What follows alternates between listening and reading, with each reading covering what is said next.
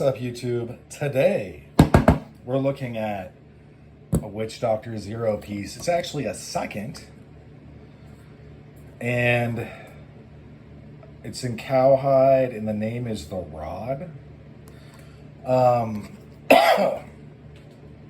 So I think this is a piston, is really what it is, because it looks like a piston. And so I think that's what it is. It has I've seen this design on a couple of his things, and obviously this is his kind of larger Witchdoctor Zero design. We're gonna do some measurements real quick. So that way, if people are not really down to listen to me talk about this for 8 minutes, they can leave. This is 8 3/4 inches long. The strike face is about 3 1/3, I would say. Maybe a little more than that. 1, 2, 3, 4. I don't know. Who knows? And as far as how much it weighs quite a bit.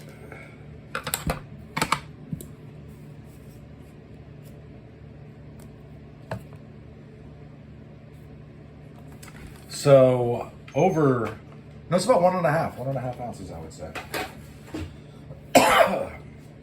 So you've got these two corners that would hurt a lot. These are a little rounded. And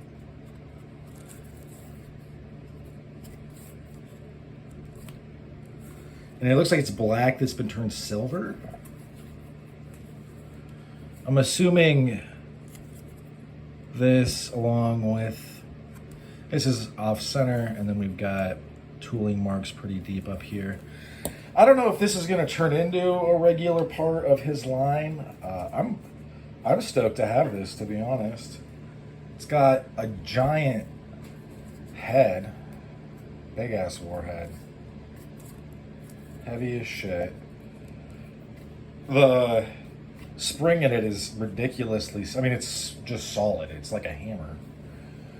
His other stuff, the stuff that I have, a few pieces are that stiff, but a lot of the ones you carry, he leaves, the bigger ones that you would carry day to day, like the Barlow, he leaves fairly flexible, and it just makes it easier to carry.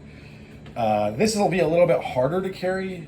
I'll feel it more, but at the same time, I'll be very likely to carry this as it is a second. The last second I had, I sent off as a gift. This one is not. I won't do that for sure. I'm gonna keep this one. So yeah, I got this for just over $40. They're like $48. I have a very tiny, small veteran discount, which actually is just enough to suck me back in every time.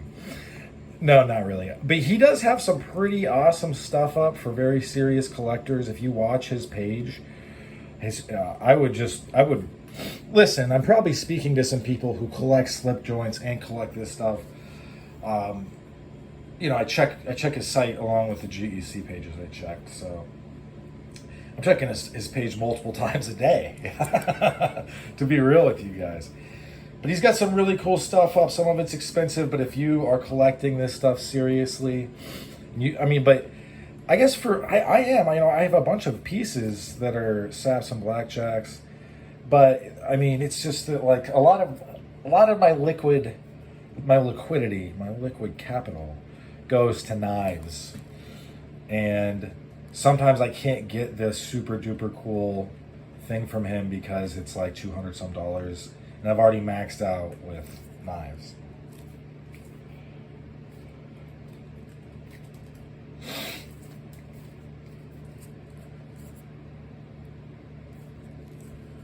Man, this thing would just hurt so bad. I mean, in reality, at any point that somebody is pulling out any sort of, competently made Sapper Blackjack, it's like if you hit someone in the head with it hard, there's a really good chance they're gonna die. It would behoove anybody that is interested in this stuff to, I don't know, maybe, I'm not saying you got to take a college course on anatomy, but you might want to go look at it at some point. You know, find out what a halo fracture is. Find out there's different fractures when the skull part at the top of your jaw, right, where all your teeth are at, the way that comes down, that can be broken. There's 3 different kinds of like, what are more or less catastrophic failures of retention of form, meaning you've broken it. But I mean, do you have to? No, but I'm just saying you don't want to, you know, the idea that you find someone trespassing and you're like, I'll hit you as hard as I can upside the head with this. Even if that's legal, like it would technically be legal where I am. That, you know, there's just a lot of negative stuff that can happen and you're probably not going to feel so great about it. So I would just be very careful. You know what I mean? You wouldn't necessarily, this isn't a toy. But if you, like, say a wild dog is attacking you or a wild person is attacking you, I wouldn't hesitate to pull this out, but I would just, you know, it's like any application of force. You need to be smart and you need to be cognizant of what you're doing.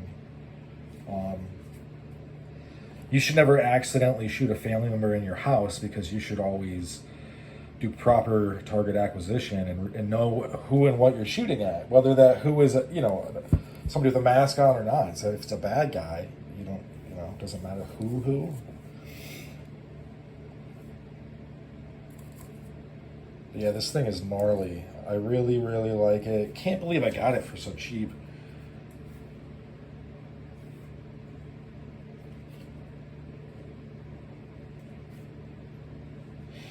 I guess the only type of actual criticism I would have for the seconds is the following. There's no way to tell it's a second by the piece, except that maybe something's a little off center. But even then, I don't know. You know, it's not. Maybe you would always ask for this, you know, the certificate of authenticity for a piece, but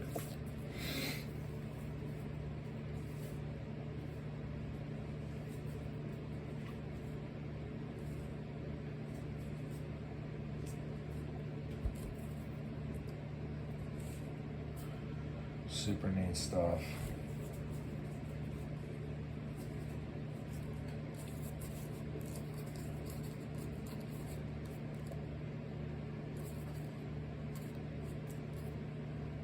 And it looks like 4 pieces of leather. Yeah, it does.